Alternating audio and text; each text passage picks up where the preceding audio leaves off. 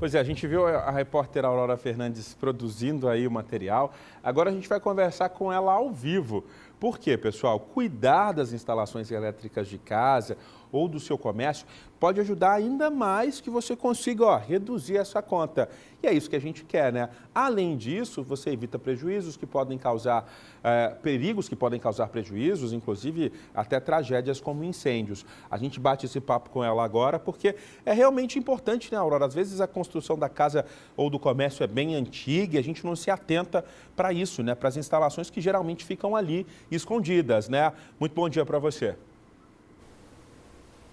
Oi, bom dia, Rogério, bom dia a todos. É um cuidado que precisa ser contínuo. A gente está aqui numa sala comercial na região norte de Palmas, onde o Ricardo trabalha com tecnologia, então tem muito equipamento ligado na energia. Boa tarde, Ricardo. Boa tarde. Sim. Você estava me dizendo que a conta de energia aqui, embora tenha pouca coisa que gaste tanta energia, passa de R$700 em média. Por que você acredita que vem tão cara assim a conta? Então, eu acho que nem estamos na bandeira vermelha ainda e mesmo assim já chegou a passar de 1.000, né, quando está na bandeira vermelha. Eu imagino que devido a tantos aumentos, tantas taxas, né, também dificilmente a gente consegue pagar em dias ali, vem um jurozinho, uma multa. E eu, particularmente quando eu mudei para esse ponto aqui, tem mais ou menos 1 ano e meio, foi durante o lockdown, eu creio que devido a essa sala aqui ser maior, né, também não suporta o ar-condicionado. Eu não sei nem explicar direito, porque antigamente eu tinha 15 computadores mais ou menos ligados, praticamente 12 horas por dia, diretão, e vinha bem menos. Então, eu vejo que é devido a vários aumentos que foi tendo durante esse tempo. Já tenho 14 anos que eu estou nessa mesma área, desde lá para cá, aumento atrás de aumento. Eu vou tentando me driblar ali, né, com nova instalação, tentando manter o ar limpo. Mesmo assim, ainda a gente não consegue reduzir tanto assim. Tá certo. Obrigada, Ricardo. O Ricardo disse que não sabe explicar, por isso que a gente trouxe quem sabe explicar, para ajudar a gente a entender melhor o que a gente pode fazer para tentar economizar, não gastar tanta energia. Então, a gente vai falar agora com o representante da Energisa, que é o Domingos. Bom dia, Aurora. Olá. Bom dia a todos. Domingos, dicas para a gente tentar fazer a manutenção, né? Porque geralmente constrói a casa, o apartamento, o prédio, rede elétrica pronta e nunca mais se mexe. Isso não é certo, né? Não, o que a gente pede hoje para nossos clientes, a Energisa Tocantins orienta que você tenha esse cuidado com a sua rede elétrica. Uma tomada que esteja fagulhando, um curto-circuito, uso de T, que é muito comum aqui no Tocantins. Então a gente pede que cada equipamento esteja na sua devida tomada. Iluminação é um fator que tem de 10% a 15% da sua conta. A iluminação de LED hoje é a mais indicada para nossos consumidores. Você tira a iluminação incandescente e fluorescente, coloca uma de LED. O ar-condicionado, ele deve ser dimensionado para aquele ambiente. Então, um ambiente muito grande, você tem que ter ar-condicionado específico para o ambiente. Utilização do equipamento. Muita gente utiliza o equipamento em locais que não tem ninguém. Uma iluminação em ambientes que não tem nenhuma pessoa utilizando aquele local.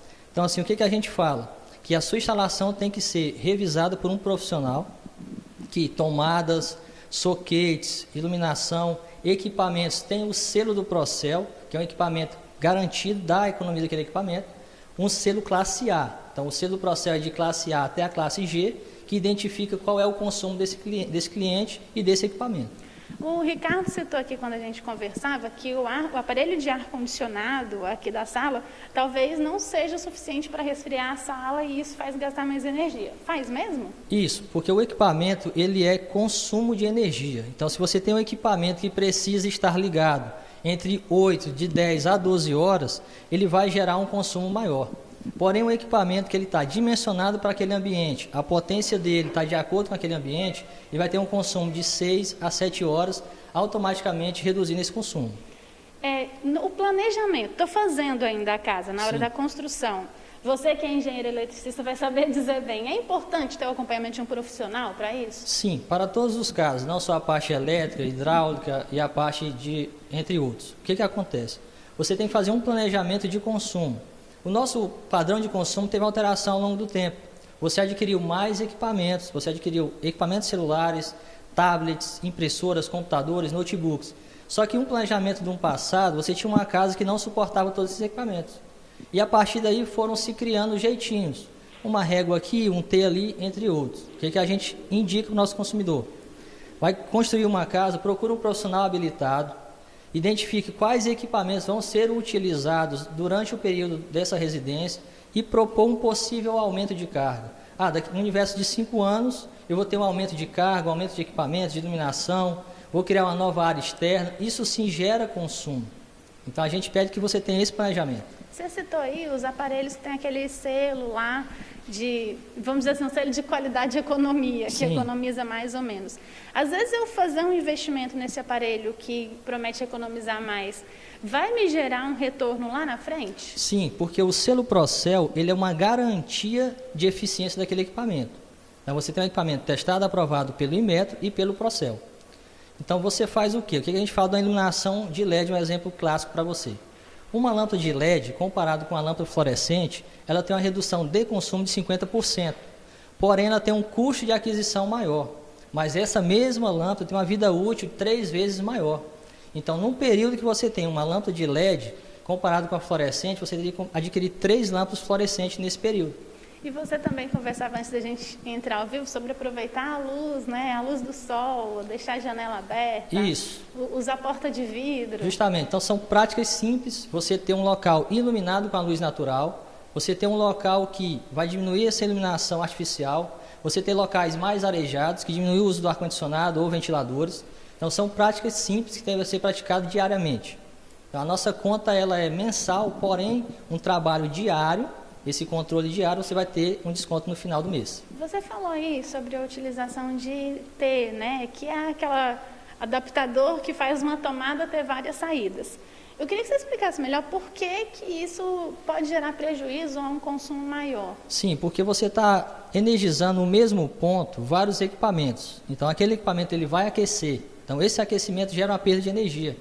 O que acontece? A indicação técnica é cada equipamento na sua tomada. Então, você está com 3 ou 4 equipamentos ligados no mesmo local. Isso pode ocasionar um curto-circuito, um defeito no seu eletrodoméstico. Então, a gente indica que, por isso, essa previsão de carga antes da construção do imóvel. O planejamento. Justamente.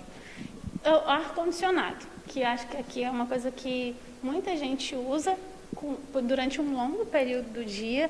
E aí tem alguns modelos que gastam mais, outros que gastam menos, e eu queria que você falasse para a gente qual que é o ideal, ou qual que é o melhor, não a marca, mas um modelo. Sim, hoje um do mercado hoje é o modelo inverter, que ele faz um desligamento automático e fica apenas ventilando.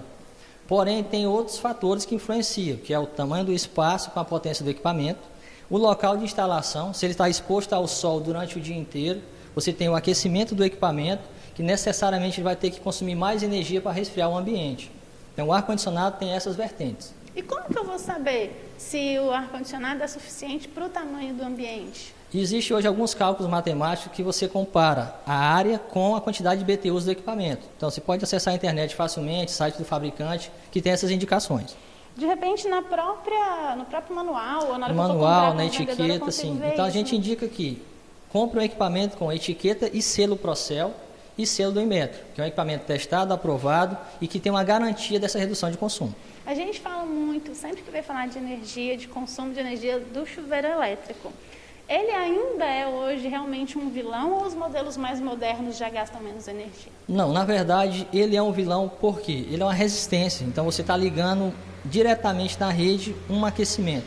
Então, hoje você tem potências que variam de 4.000 até 7.000 watts de potência. Quanto mais a temperatura do seu chuveiro está elevada, mais consumo ele tem.